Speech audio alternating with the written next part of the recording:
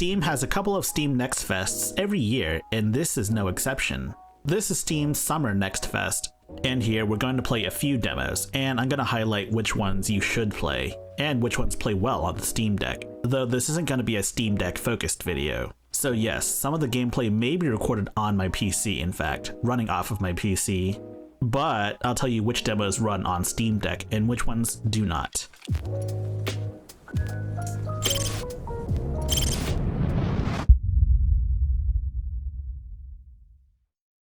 So for those who may not know, Steam Next Fest is an event that Valve runs every couple of months. 7 days, hundreds of demos, and oodles of live streams. It's a celebration of upcoming games, all sorts of games, many of which are in fact indie titles, but there are a few big players in the space as well. If you're the kind of person that plays a lot of AAA games, but you find yourself being really bored of AAA games, or maybe you just claim that you're bored of video games, I implore you to try out some indie games. Many indie games aren't created to, well, basically fulfill corporate obligations, but rather they're created as passion projects.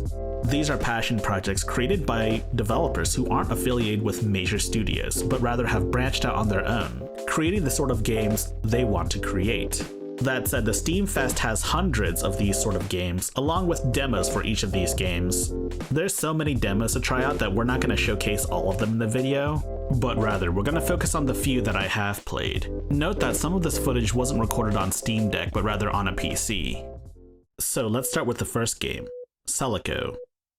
SELACO is an FPS made in GZ Doom. I wasn't aware that you were allowed to use GZ Doom in commercial projects, but I guess, since this game exists, I guess it is. SELACO is an exciting first-person shooter, and it's a fast-paced one much in the vein of, say, older-style FPSs like Doom or Duke Nukem. You face off against squads of trained soldiers, and they certainly feel that way. On normal mode, or at least the default normal mode, the AI is no pushover, requiring you to be both quick on your toes and think on the fly.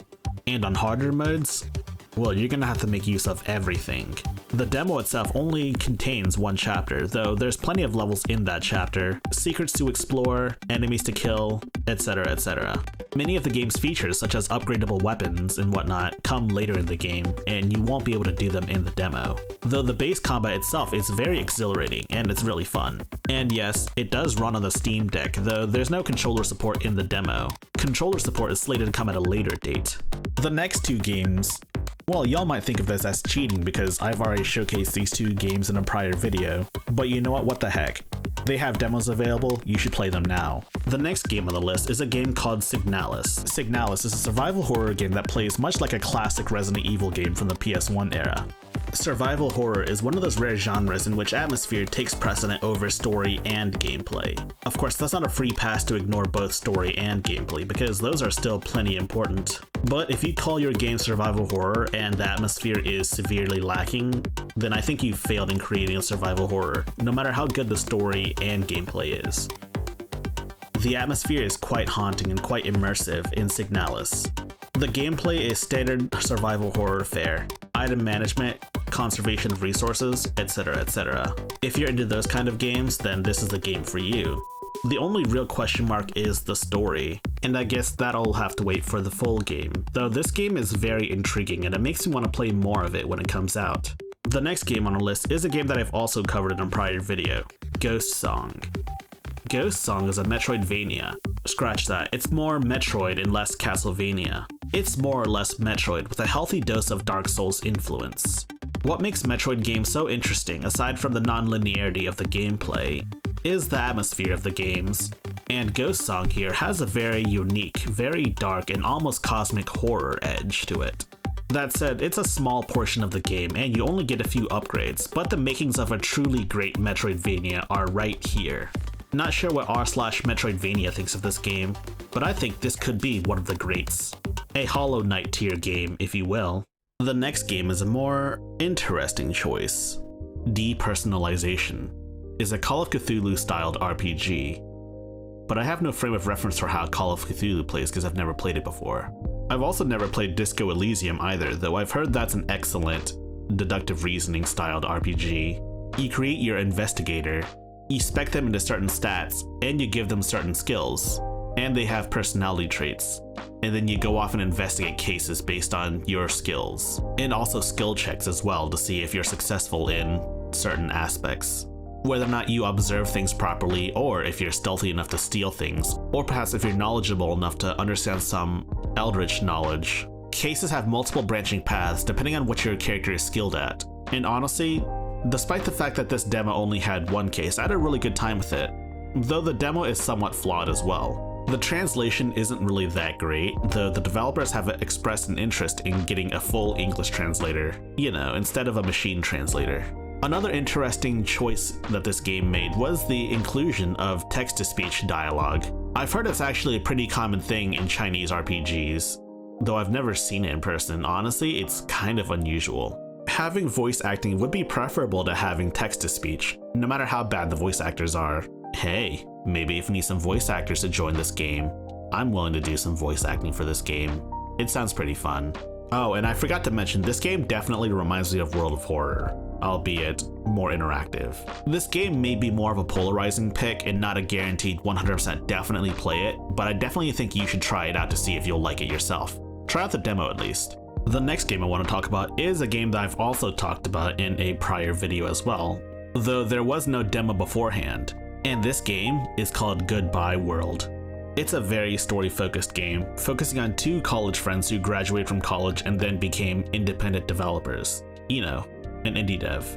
Of course, what links together the story segments is gameplay. In this case, you play an old Game Boy puzzle platformer known as Blocks. And while it's not the main attraction of the game, it is quite fun actually. The puzzles aren't too difficult though, this is just a demo. And even though there isn't a whole lot of story in the demo, the game asks some pretty hard questions, especially in regards to game development and the nature of gaming shifting from a hobby to a profession. If you're a game developer of any kind, whether you work at a AAA studio or you're an independent developer yourself, I think you should take a look at this game and keep a close eye on it. If you're someone that's very curious about how game development works, or if you're a kid that's aspiring to be a game developer, you should definitely play this game as well.